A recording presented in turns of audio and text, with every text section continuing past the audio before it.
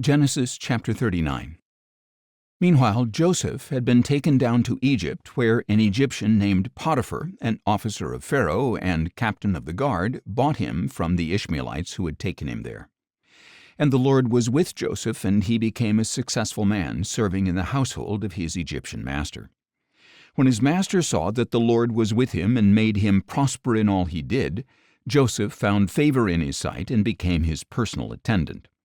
Potiphar put him in charge of his household and entrusted him with everything he owned. From the time that he put Joseph in charge of his household and all he owned, the Lord blessed the Egyptian's household on account of him. The Lord's blessing was on everything he owned, both in his house and in his field. So Potiphar left all that he owned in Joseph's care. He did not concern himself with anything except the food he ate. Now Joseph was well built and handsome, and after some time his master's wife cast her eyes upon Joseph and said, "Sleep with me." But he refused. "Look," he said to his master's wife, "with me here my master does not concern himself with anything in his house, and he has entrusted everything he owns to my care. No one in this house is greater than I am.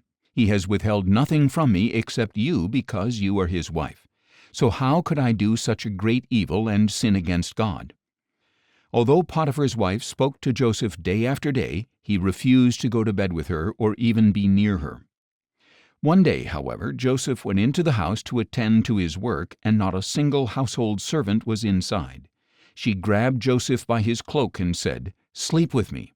But leaving his cloak in her hand, he escaped and ran outside. When she saw that he had left his cloak in her hand and had run out of the house, she called her household servants. "Look," she said, "this Hebrew has been brought to us to make sport of us. He came to me so he could sleep with me, but I screamed as loud as I could. When he heard me scream for help, he left his cloak beside me and ran out of the house." So Potiphar's wife kept Joseph's cloak beside her until his master came home. Then she told him the same story. "The Hebrew slave you brought us came to me to make sport of me, but when I screamed for help, he left his cloak beside me and ran out of the house." When his master heard the story his wife told him, saying, "This is what your slave did to me," he burned with anger. So Joseph's master took him and had him thrown into the prison where the king's prisoners were confined. While Joseph was there in the prison, the Lord was with him and extended kindness to him, granting him favor in the eyes of the prison warden. And the warden put all the prisoners under Joseph's care, so that he was responsible for all that was done in the prison. The warden did not concern himself with anything under Joseph's care, because the Lord was with Joseph and gave him success in whatever he did. Genesis chapter 40. Some time later, the king's cupbearer and baker offended their master, the king of Egypt. Pharaoh was angry with his two officers, the chief cupbearer and the chief baker, and imprisoned them in the house of the captain of the guard, the same prison where Joseph was confined. The captain of the guard assigned them to Joseph, and he became their personal attendant. After they had been in custody for some time, both of these men, the Egyptian king's cupbearer and baker, who were being held in the prison, had a dream on the same night, and each dream had its own meaning. When Joseph came to them in the morning, he saw that they were distraught. So he asked the officials of Pharaoh, who were in custody with him in his master's house, "Why are your faces so downcast today?" "We both had dreams," they replied, "but there is no one to interpret them."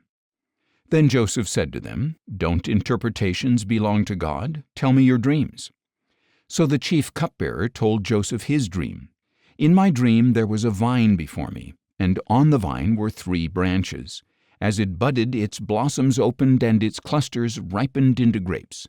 Pharaoh's cup was in my hand, and I took the grapes, squeezed them into his cup, and placed the cup in his hand." Joseph replied, "This is the interpretation.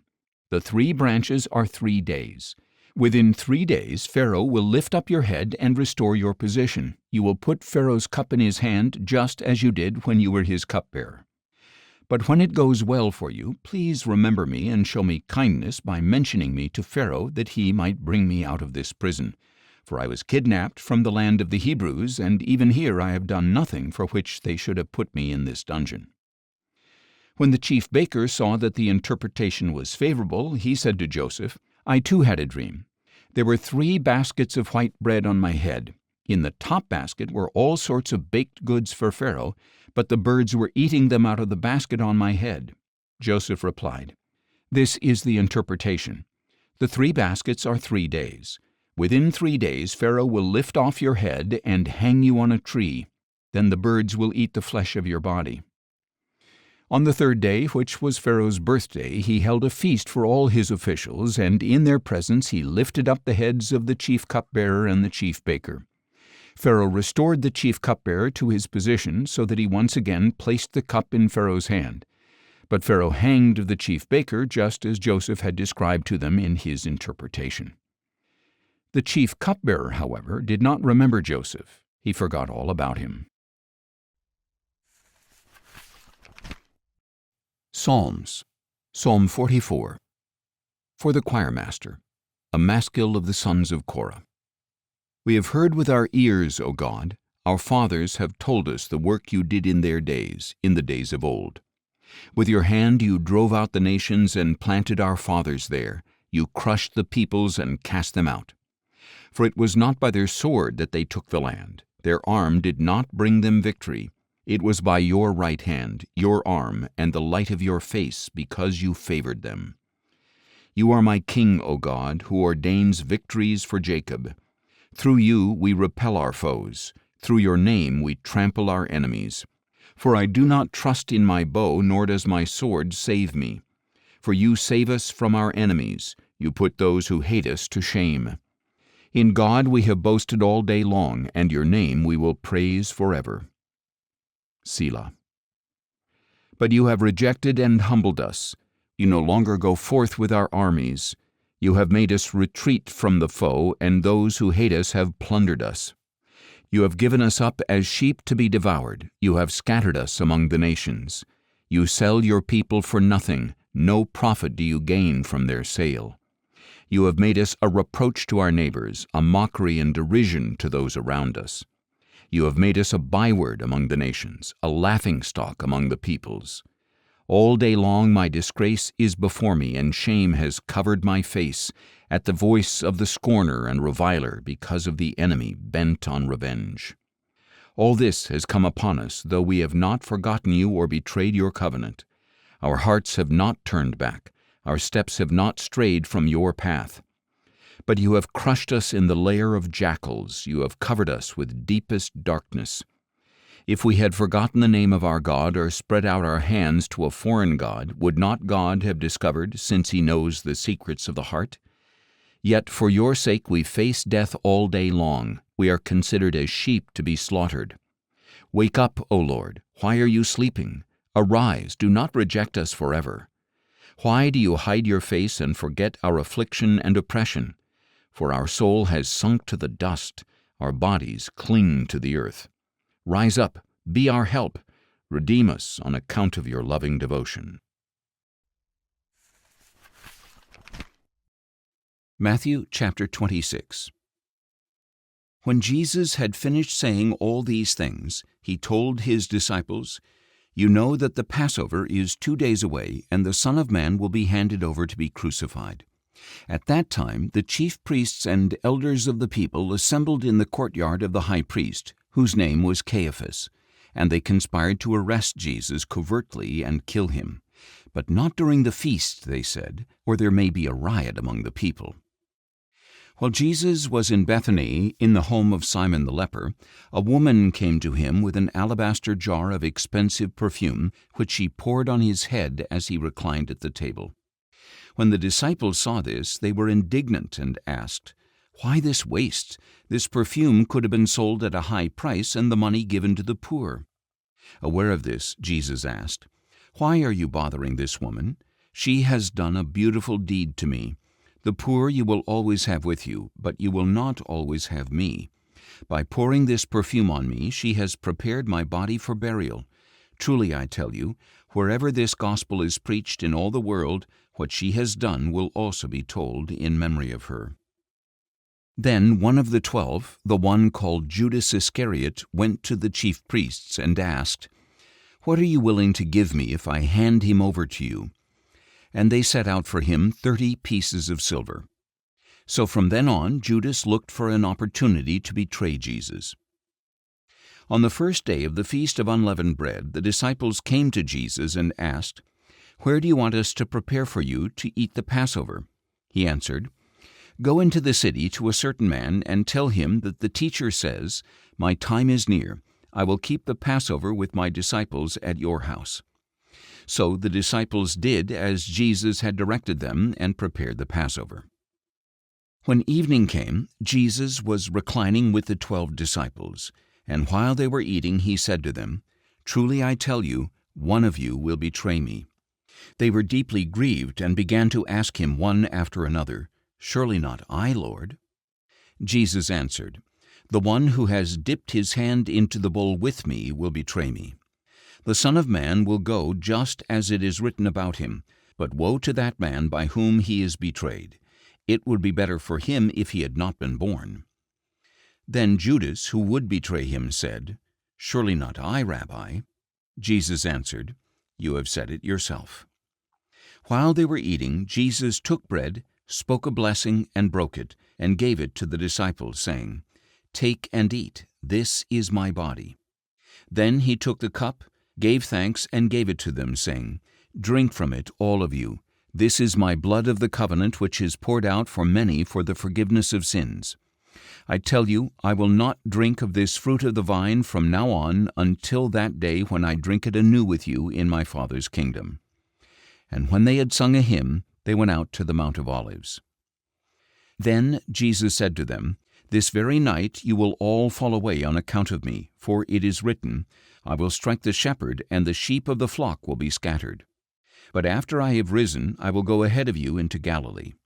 Peter said to him, "Even if all fall away on account of you, I never will." "Truly I tell you," Jesus declared, "this very night before the rooster crows, you will deny me 3 times." Peter replied, "Even if I have to die with you, I will never deny you." And all the other disciples said the same thing.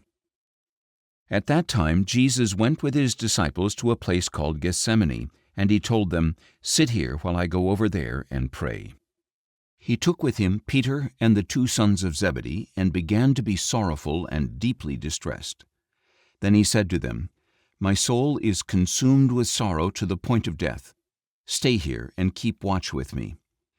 Going a little farther, he fell face down and prayed, "My Father, if it is possible, let this cup pass from me, yet not as I will, but as you will." Then Jesus returned to the disciples and found them sleeping. "Were you not able to keep watch with me for 1 hour?" he asked Peter. "Watch and pray so that you will not enter into temptation, for the spirit is willing, but the body is weak." A second time he went away and prayed, "My Father, if this cup cannot pass unless I drink it, may your will be done." And again Jesus returned and found them sleeping, for their eyes were heavy. So he left them and went away once more and prayed a 3rd time, saying the same thing. Then he returned to the disciples and said, "Are you still sleeping and resting? Look, the hour is near, and the Son of Man is betrayed into the hands of sinners. Rise, let us go. See, my betrayer is approaching." While Jesus was still speaking, Judas, one of the 12, arrived, accompanied by a large crowd armed with swords and clubs, sent from the chief priests and elders of the people. Now the betrayer had arranged a signal with them. "The one I kiss is the man. Arrest him." Going directly to Jesus, he said, "Greetings, Rabbi," and kissed him. "Friend," Jesus replied, "do what you came for." Then the men stepped forward, seized Jesus, and arrested him.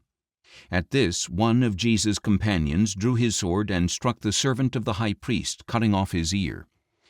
"Put your sword back in its place," Jesus said to him, "for all who draw the sword will die by the sword. Are you not aware that I can call on my Father, and he will at once put at my disposal more than 12 legions of angels? But how then would the Scriptures be fulfilled that say it must happen this way?" At that time Jesus said to the crowd, "Have you come out with swords and clubs to arrest me as you would an outlaw? Every day I sat teaching in the temple courts, and you did not arrest me. But this has all happened so that the writings of the prophets would be fulfilled." Then all the disciples deserted him and fled. Those who had arrested Jesus led him away to the house of Caiaphas the high priest, where the scribes and elders had gathered. But Peter followed him at a distance, right up to the courtyard of the high priest. And he went in and sat down with the guards to see the outcome. Now the chief priests and the whole Sanhedrin were seeking false testimony against Jesus in order to put him to death. But they did not find any, though many false witnesses came forward. Finally, 2 came forward and declared, "This man said, 'I am able to destroy the temple of God and rebuild it in 3 days.'"